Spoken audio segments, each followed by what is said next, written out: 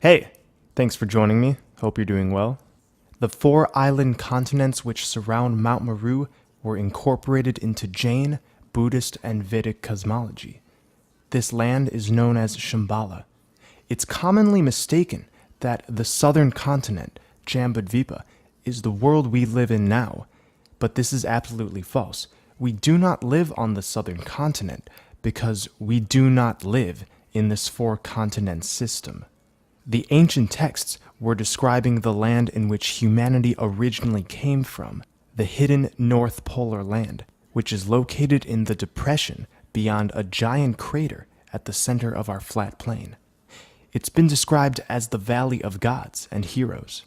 The four continents in this system are Purva Vidha, Jambudvipa, Aparagodania, and Uttarakuru. Purva Vidha is the eastern island. The principal attribute of this continent is its jewel mountain made of diamonds, lapis lazuli, sapphires, emeralds, gold, silver, and crystal. The beings who live there are twice as tall as us and have semicircular faces. They are peaceful and they enjoy long, pleasurable lives up to 250 years.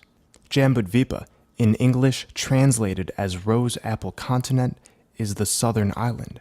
It contains diamond walls and lotus terraces with wonderful forests and ponds. The borders are encased with gold, and there are gates to Jambudvipa protected by the gods. It's said that all Buddhas appear in Jambudvipa.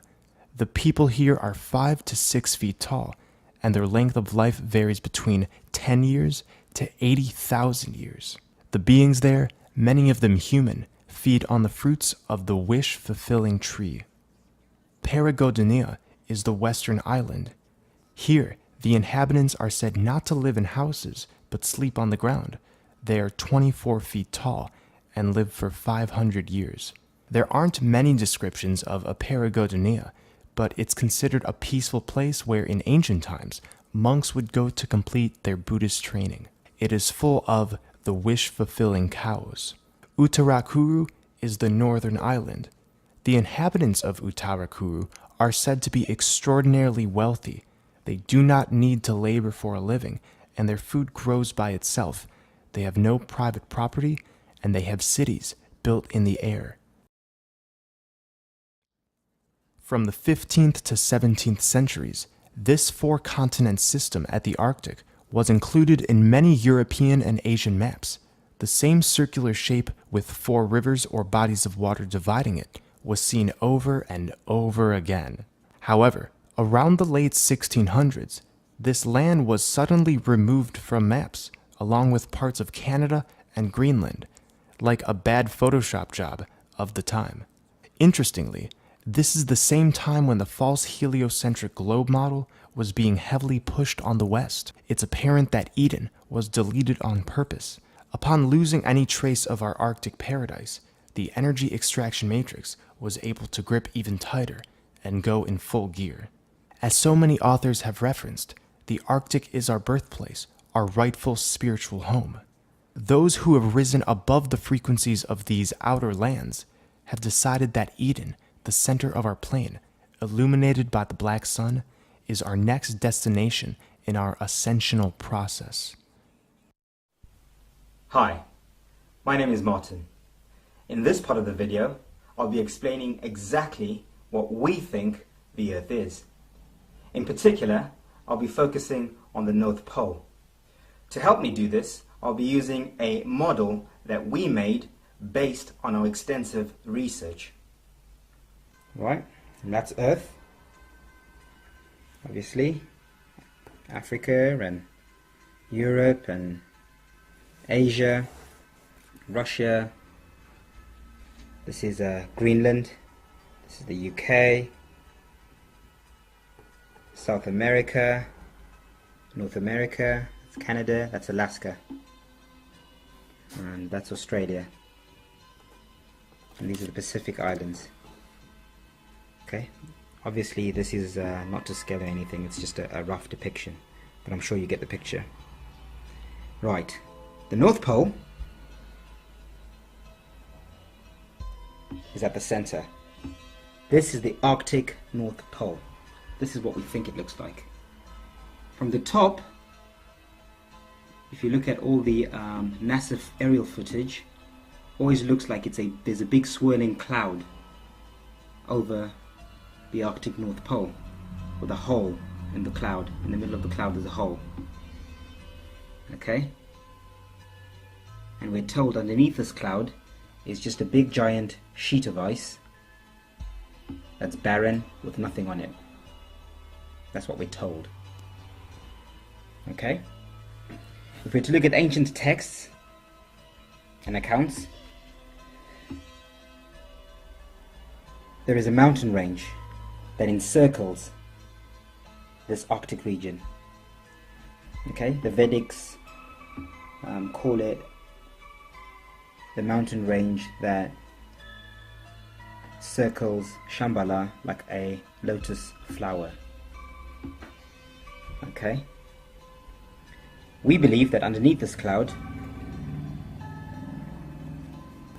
there are lands. There is a continent, a crater continent. Okay, it's more like a depression or a valley. Okay, there it is. This is what most people refer to as Eden, the Garden of Eden, or Shambhala, Hyperborea, Agartha.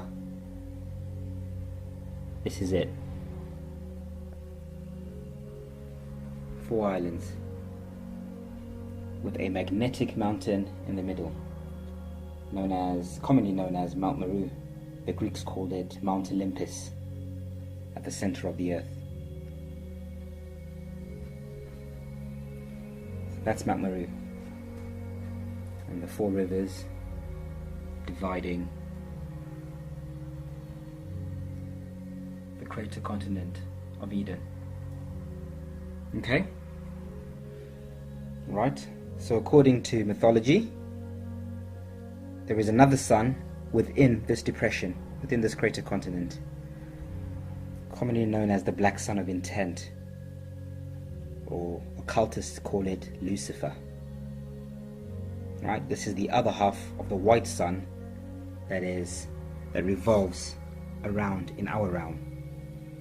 Okay, the white sun above our heads goes round the earth that way, day and night, day and night, day and night. The Black Sun of Intent revolves around Mount Meru in smaller revolutions. It's almost like a clock. Okay, so it was a clock. Our white sun is like the second hand, and the Black Sun of Intent is like the minute hand. Right? It revolves much slower, smaller revolutions. Okay? Right, so if you put the cloud back on there, the Black Sun of Intent would be underneath this cloud revolving around Mount Meru, this cloud that's sitting on top of this crater continent or this depression. And this Black Sun of Intent is what creates the Aurora Borealis. The Aurora Borealis are rays being emitted by the Black Sun of Intent in the Garden of Eden. And this Aurora Borealis seeps out from the edge of this cloud, which is why, because Greenland is so close and touches this crater continent, this is why the best Aurora Borealis is always seen from Greenland. This is where you get the best views, or the clearest views, of Aurora Borealis from Greenland, and sometimes from Scandinavia, because Scandinavia is also quite close to this island. Okay, there are also a couple of islands, I believe, somewhere in between, particularly in Russia. Yeah, just on the edge there.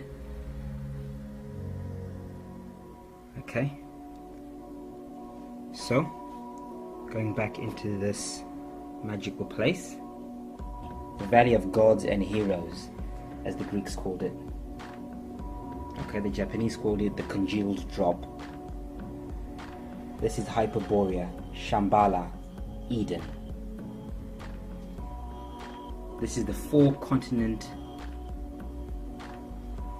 world at the center, with the 4 rivers dividing the 4 islands that David was talking about earlier on. And at the center, we have Mount Meru. It's a big, big mountain. They say it's 33 miles, I think, in circumference. That's Mount Meru, right in the middle. That is what used to be the tree of life during the Golden Age. And as we know, all mountains used to be trees. Okay? This is Greenland. Greenland is the only part of this outside world that touches Eden. Okay, so this is the southern island of Jambudvipa. This is the island that the Vedics referred to as the island inhabited by humans. So it is said that only those pure of heart and brave enough can find this place, this magical place hidden underneath this cloud, deep within these mountains, this mountain range. It is not an easy place to find. The military don't have to guard it. They're not even allowed to guard it. This place protects itself. If you're not meant to make it there, you will not find it. You will not make it. You have to be allowed. You have to be led in by your heart and by your intent. Okay, so we're not naive about this. The North Seal Project, the 5 of us are putting a lot of work behind the scenes. It's not just research. We are spiritually trying to evolve as much as we can, raise our vibration. We're all vegans now. Okay, we're trying to align ourselves with truth and with love, which is why we're sharing all this information with you. We're not doing anything in secret. We're telling you exactly, or we're telling the world exactly what we're doing and why we're doing it. And we've got the permission of the universe. We've got the universe behind us. We have no fear whatsoever. We're not afraid. We're excited. We're returning to the Garden of Eden. We will find this place because we're being called back. But this is not about us. It's not about us saving ourselves and leaving everyone. No, not at all. This is about paving the way, finding a way into Eden. Okay? And once we've paved the way and we've found the route in, we'll go in, do whatever we need to do, come back out, and collect everyone else who feels called to return to paradise, to return here, this magical world. Now, even though this place is on Earth, it's a continent, a crater continent here on Earth, the Holy Grail, okay, it is not at the same density as these outside worlds at all. There's a higher vibrational frequency within Eden because of the black sun. Okay, so you almost you go into a different etheric plane. So even though you're on Earth and you're still in 3D, it's different. It's not the same.